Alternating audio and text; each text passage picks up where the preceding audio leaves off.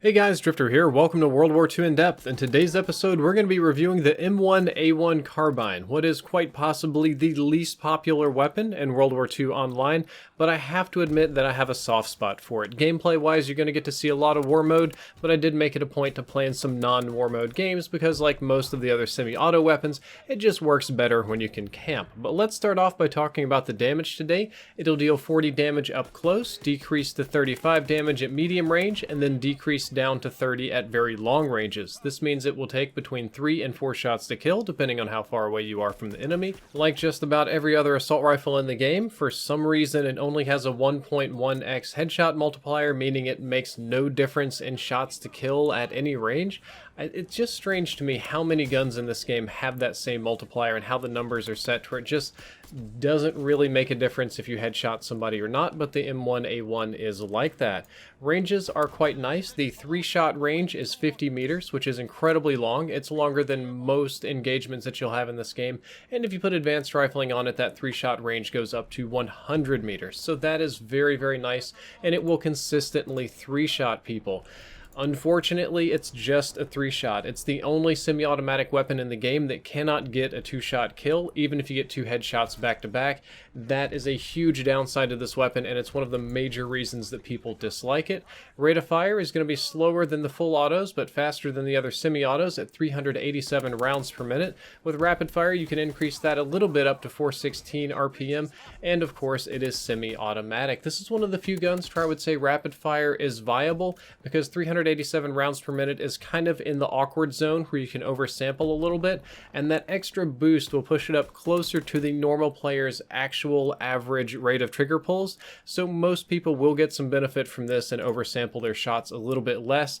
But unfortunately, we have to talk about time to kill, and this is why the M1A1 is so unpopular. It has the slowest time to kill at most ranges for assault rifles. There are a very few niche ranges where it can outperform some guns at long range in time to kill, theoretical time to kill, but just barely. Realistically speaking, just if you think about it, just a quick rule offhand, the M1A1 has the slowest time to kill of any assault rifle in the game because it's always a 3-shot kill at minimum, and it doesn't shoot particularly fast. Even at long ranges, there are other guns that can do better than the M1A1. That's pretty rough, and it's pretty difficult to overcome. We're going to move into the more subjective section of the episode where we talk about handling, recoil, and those sort of statistics, and the M1A1 has a few nice things about it that can help mitigate its low time to kill, one of which is that the iron sights aren't half bad. If I had to, I could definitely just use the iron sights on this weapon and put other attachments on it, but the weapon is so niche and it relies so much on precision, I think you're going to want optics. Optics should be important for you. Hip firing a semi-automatic weapon like this is never going to get many kills. It's not good on the M1A1, it's not good on the SVT. I wouldn't recommend it here. You can do it if you're absolutely desperate, but I would rather just melee somebody, pull out a pistol, or aim down sights than I would hip fire.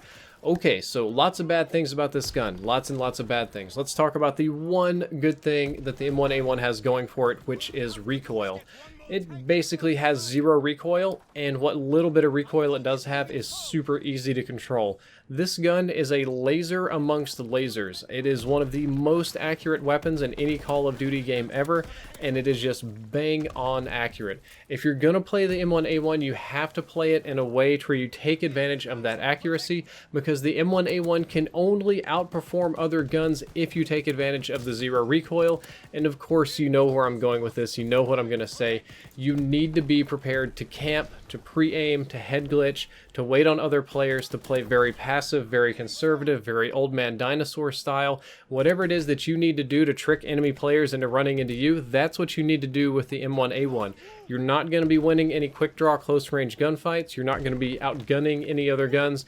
You're not going to be able to do any crazy huge plays with this game. But it's a laser that kills in 3 shots, so you can do some really, really dirty things if you camp, if you make people come to you, and that's why most of my gameplay is in the war mode, because when I'm playing war mode, it's very easy to do that. It focuses around a central objective, and people don't care about their KDRs, so you can really tear up in those sort of situations. I will say, however, ACOG immediately elevates this weapon to a higher tier, and it feels so good when you put the ACOG on it. You can just hear that in my voice. It's not a perfect attachment attachment, and it doesn't make it a perfect weapon, but more than any other gun in the game, ACOG just makes sense on the M1A1. It has a good feel, it doesn't seem to shake too much, it allows you to be extraordinarily precise, it allows you to zoom in and use it at the ranges it's supposed to be used, and it doesn't have any idle sway either. It's got that going for it, so you won't have to deal with idle sway, and you can just sit back and ping people at long ranges. You can just pop them, pepper them, be annoying, and it works very well at that. I think it can be done well on Gustav Cannon, on USS Texas, on any of the big maps and war modes. Small maps, you're going to be in a world of hurt. Magazine size is quite small at 15. Extended mags only takes you up to 22. A little strange since the actual historical extended mag was 30, but you do get a small bonus there. Reload time is a smidge slow at 1.6 seconds, and the reload animation matches up with it pretty closely, so you will about feel the 1.6 seconds. Extended mags aren't necessary, but they are kind of nice. If you think about it, you can only kill like 3, maybe 4 people with a magazine, depending on how accurate you are, that is. If you hit all the shots, it'll be a little bit better. But adding 7 more rounds to your magazine is nice, but it's by no means necessary. When it comes to divisions, I think it can work best on infantry, mountain, or armored. Those are the ones that make the most sense for the M1A1. Infantry, obviously, for the bayonet. That's usually where I go. Mountain, because everything around mountain is designed around stealth, flanking, and long range. And armored, just so that you get resistance to fire and grenades, because you're going to have to camp to use this gun, and if you're playing against anybody remotely intelligent, they're going to grenade you right out of your camping spot. At the end of the day, the M1A1 is just too niche for most people to consider it a usable or viable weapon. It's fun in a few modes, it's fun in a few situations, but not many people are going to break it out. And because of that, you almost get a hidden perk, like a bonus, a joke perk, we'll say. And that's that people just won't consider you a threat when you use the M1A1. If you've got the M1A1 out, people are just not going to think that you're able to kill them. They're going to think you're an idiot. They're going to think you don't know what you're doing. They're going to try to challenge you. And you can really use that to your advantage to bait people into disadvantageous gunfights. For them, that is. My recommended setup for pubs is Lookout, ACOG, Extended Mags, and High Caliber. ACOG's nice, as we discussed earlier. Extended Mags is nice. High Caliber makes my headshots mean something. And Lookout allows me to pick up the red names at longer distances and see people through the smoke. Primed is another fantastic one because flinching is bad on any gun. Really, semi-automatics it's especially bad. But I got more mileage out of Lookout here. And when it comes to competitive, I just wouldn't use the M1A1 in competitive at all. Just would highly not recommend that. Just, you're asking for it. That's a whole world of hurt right there. Guys, that's all for this episode of In Depth. I hope that you enjoyed it. I hope you learned something useful. If you did, don't forget to like, favorite, and subscribe. Drifter out.